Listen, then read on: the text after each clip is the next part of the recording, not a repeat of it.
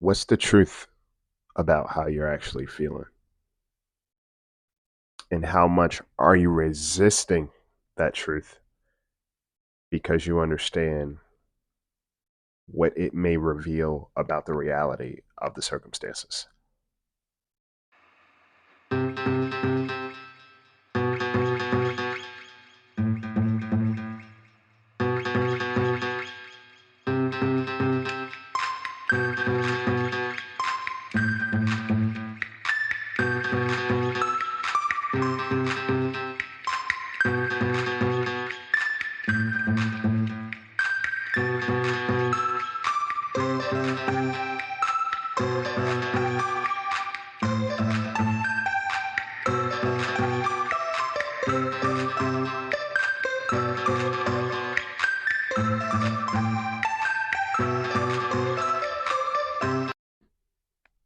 Guys, what's going on? Welcome to the Bird Brain Podcast, where the goals to rise above it all, stay elevated, create that infinity, up your you. I'm your host, Isaiah, and it's the first week of July, huh? We're here. Means fireworks, not just externally, but also maybe internally. I think there's been this universal shift that's happening in a lot of ways. People that I've been talking to, even myself, even what I'm just being very observant of in life, there is a lot of changes happening for a lot of people, especially in the relationship realm, right? The relationships with others. There is this coming to Jesus moment, if you will, um, that people are kind of having about just who they are in relationships, what they've participated in, what they perpetuate, right? And who they're in relationship with. And sometimes, a lot of times, there is a denial of certain truths, all for the sake of a relationship. And even the truth of that relationship is denied or suppressed or overlooked, right? Or bypassed because, well, I don't want to rock the system or break the status quo, or I don't want to make people feel bad. And, or I don't want to feel bad. That's what it really is. A lot of times when we say we don't want other people to feel bad, we don't want to feel bad. But I think, it comes a point in time where you have to look at the monster, right? And sometimes the monster is us. The monster is us. And I say that in the ways of understanding what am I creating and cultivating that is uh, inconducive to myself and maybe harmful to my relationships with others, right? And is not going to bring about a immediate change because change is scary, right? Change is a very scary thing for a lot of us. The reason why is because, what's familiar is what's familiar. Like, I know how to navigate this. It's familiar to me. I know, like, the checks and balances. I think I was talking about this before. Like, I know how to wrangle this versus what happens if I decide to not entertain this, and you run the fear of loss. But the thing is we don't necessarily look at quote unquote what it is we're losing, right? We just look at the idea of something, a fixture no longer being present. So we may sacrifice other things and other people for the sake of sustaining that fixture. Even if it's cracked, broken, defective, whatever, it doesn't really serve its purpose in the grand scheme and is not healthy. We will still sustain that. The reason why is, well, because I know this. And you'll not only sustain it, you will find ways to justify, right? The silver lining. And this is something that I've had to understand over the years because a lot of times, right, when we see other people in our lives hurting or behaving in a certain way, it's like, well, why can't they just do this? Why can't they just? And then you kind of turn the mirror on yourself. Well, how many things have I resisted doing? and I had all the rational reasons for not doing it, right? Or the fear that I had to implement certain boundaries, right? Or certain changes because I was afraid. Okay. Words are simple, actions are complicated. And complicated in the ways of um, accepting versus execution, right? Because in the grand scheme, you could just do something, right? You just do it. But a lot of times we don't do it because we are so fearful of the response, the reaction, right? The result. And that's when things get interesting for us because it's like, did I make the wrong choice? I I know this. I'm gonna let you guys walk with me. I know this so well, so why would I change it? And that's usually where we get caught up, primarily, primarily because we want to keep things the way that they are. But sometimes keeping things the way that they are um, influences other things to dissipate. Right? Sometimes keeping things the way that they are influences other things to dissipate. Okay. Um,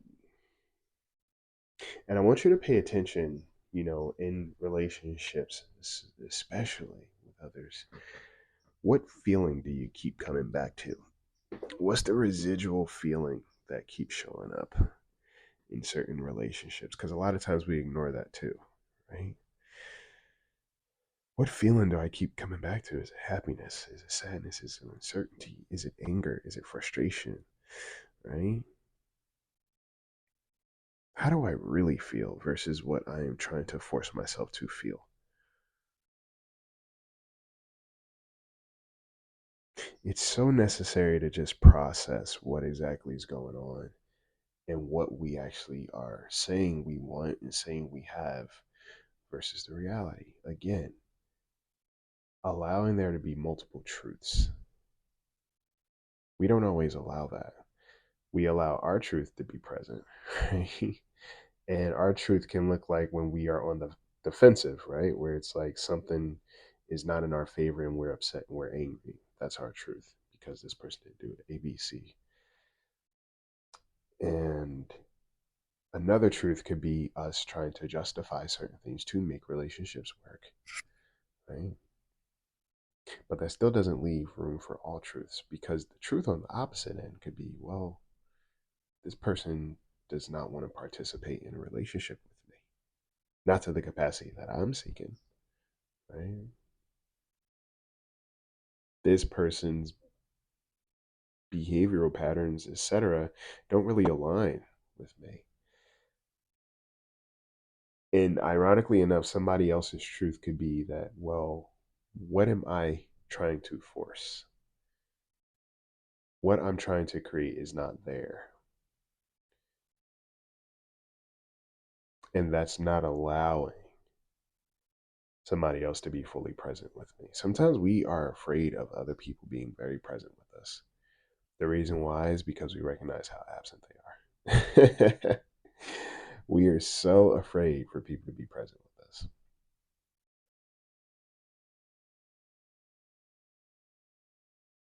And the goal when you do kind of recognize these things and see it is not to come down on yourself or even the other person. What we also have to get out of is this dynamic of like there has to be a good or bad.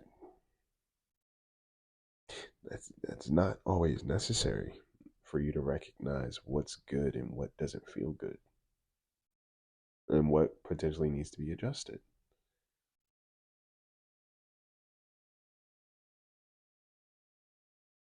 And something that I've learned over time too is like having hard conversations uh, can typically make relationships a lot easier for you to understand the dynamics of them, but also a lot easier to just build a level of safety with one another.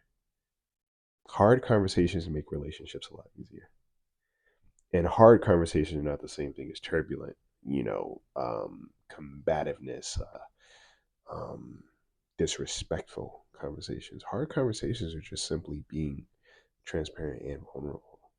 Like, hey, can we talk about this because either I'm worried or this hurt me or I'm scared or I don't know what's going on or I'm angry.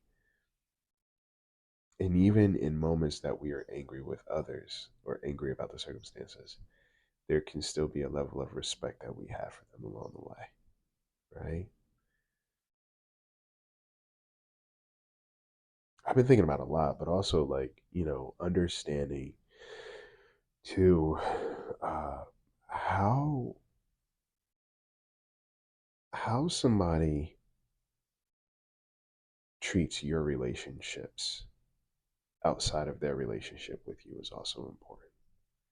I'm hopping all over the place. The reason why is because the last couple of weeks have been very interesting. Very interesting. Last couple of weeks, last couple of months, last couple of life, let's say that. But there are little things I've picked up along the way. And one of the big ones is that, something we don't always pay attention to is like, how someone treats your relationships outside of the relationship with you, especially if these relationships are healthy for you. How that person treats those relationships, the respect that they have for those relationships, right? How much they value those relationships, how they advocate for those relationships is an indication of how they feel about you in the grand scheme, right? Because if they don't have respect for those people, right? If they're blatantly disrespectful, they also don't respect you, right? Why would you not value the people who take care of your people? It's a no-brainer, right? Oh, this person's good to my, and I'm talking about intentionally good, not somebody who's trying to, run game or be tactical or malicious. I'm talking about people who are just genuinely good.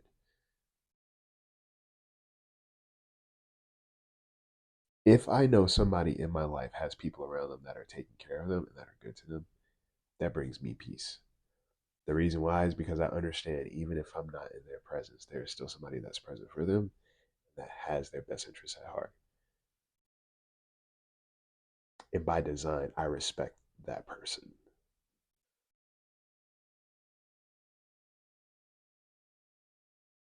But if somebody has the tendency to be very destructive, very possessive, controlling, calculated, and just all around just cruel to the people in your life that are good to you,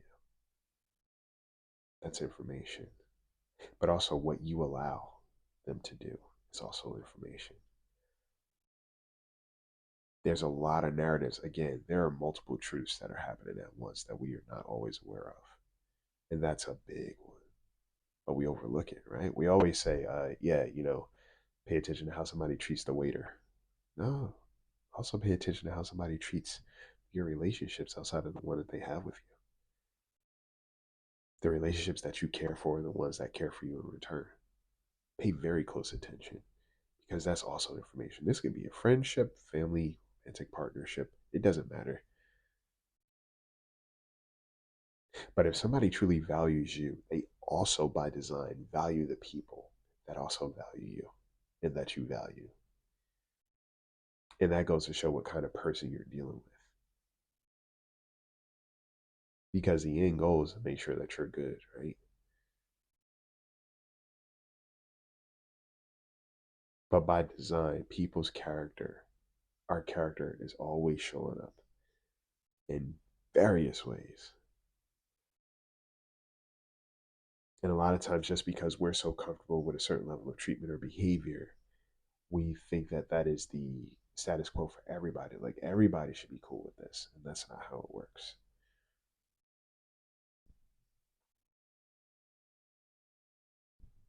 Because what we have taught people sometimes is what we tolerate. And then they feel so comfortable that they kind of filter out, right? And because I've treated this person that way, I could treat their people that way too. They'll be okay with it because they've been okay with it.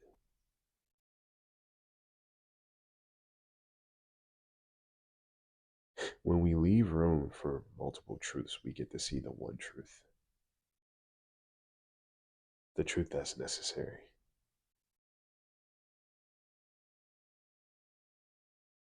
about ourselves, about others, right? About the actual circumstances. Like all of these things come to pass.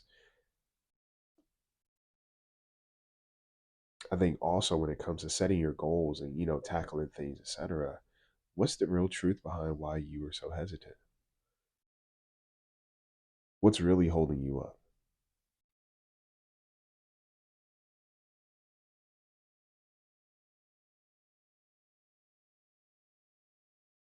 Because sometimes we're not even honest about that. You notice how people will have so much time to tell you why they can't do something versus taking the time to actually execute those things. In certain ways, it's like, yeah, I know I should be doing this. I know I need to do this. All right, cool. Why aren't you doing it? Well, because why aren't you doing it? What's the truth behind that?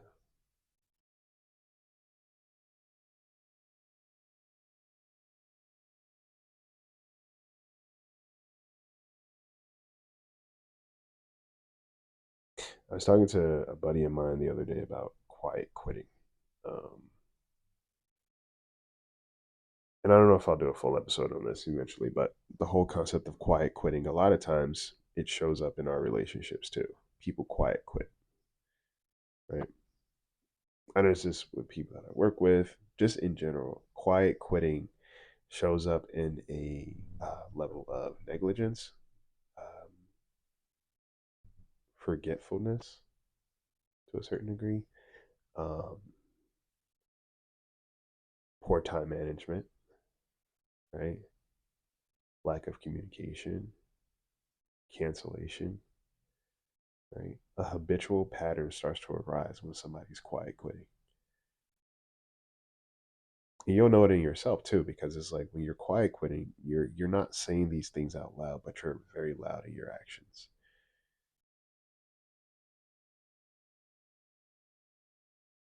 Like everything becomes a last minute adjustment. Oh, well, can we? You're not as intentional, or they're not as intentional. Quiet quitting is a very interesting thing, and we think of it just in the workplace. No, it happens in relationships too. When people are quiet quitting, their actions become very loud and their patterns become very, very apparent. And the patterns usually have a certain level of negligence and apathy involved.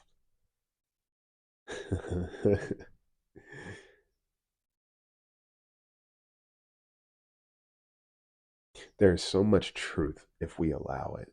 And you cannot be afraid of the truth if you are seeking um, healthy relationships, or you say you want this level of transparency and emotional availability and vulnerability. Like, in order for all these things to be present, the truth of what you want, you have to be more honest with yourself, right? You have to ask yourself, how much truth do I allow to exist in my life without my participation?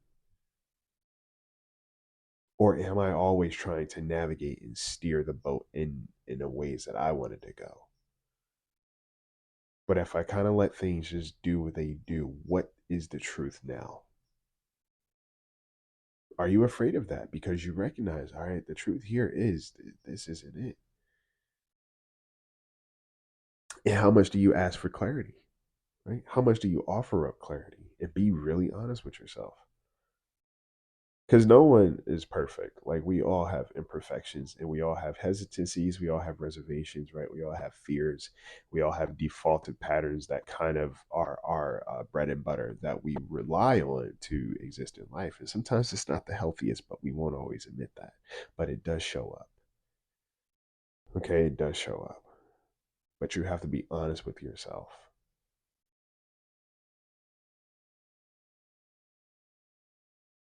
And like I said, hard conversations make relationships so easy. And people that are willing to have hard conversations with you are people who are also wanting to engage in a deeper connection with you too.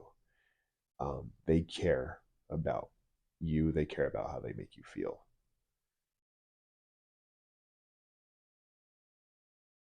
And it's very easy with those people. The reason why is because it's like, all right, cool. The end goal is value. I care about you. So what's the tea? Let's talk this out. And let's see if we can find a common ground. But it needs to be mutual, right? Because what happens is if you are the only one that's showing up or willing to show up in a relationship vulnerable, you're gonna tap out. Or if the other person is the only one showing up in a relationship vulnerable and available, they're eventually gonna tap out. And then the quiet quitting starts to happen. you know, and quiet quitting can also not just look like negligence, but it can also look like somebody who's just not really looking to try to engage as much because what they've understood is like, all right, cool, it's just me showing up here. It's just me.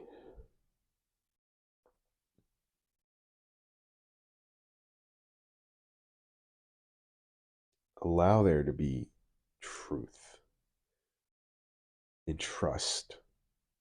Trust your truth and trust that the truth that you actually need versus the one that you want or desire will be more beneficial for you in the long run. Okay. I want you to just take time this week and think about what are some truths that I've been avoiding about myself, about others, about circumstances, right? About my goals. What am I resisting? Because I'll tell you, once you stop resisting certain things, you just let things be what they are, you'll feel much better. There's a level of peace. Even uncomfortable things that you've been trying to fight tooth and nail to not allow happen. The fact that it keeps coming up is an indication that there needs to be some adjustment. And once you finally lean into that adjustment, there's a level of peace that you now operate in. It's like, all right, cool, I'm good. But you have to allow that to be the truth and stop trying to control, right? Or manifest this other truth that is actually more detrimental to you and the other person involved. Okay. I hope this helped. I hope this made sense for you guys. But I just been thinking about a lot of things, a lot of experiences, and a lot of different truths, a lot of different truths. And I've kind of been accepting all of them. There's some I'm still chewing on and exploring, but the overarching truths of a lot of things, I'm like, okay, this is the truth. Now what? All right. I hope you guys have an amazing holiday. I hope you guys are up there taking care of yourselves. I hope you're taking care of each other, most importantly. And I hope you are just taking your time, but being intentional with your time, right? Um, yeah. If you guys ordered the coloring book recently, shipments are out. So you should be getting them in the mail very shortly. We had a large order this summer, so thank you for your patience. Yeah, just happy to get those out. And Burberry merch is available. I will put the links in the bio, guys. I haven't been putting the links in the bio, so forgive me. um, Also, coaching is available as well. I'll be putting the link in the bio of this episode too. I do have availability for new clients, new slots. So, yes. In the meantime, take care of yourselves. Take care of each other. Take flight.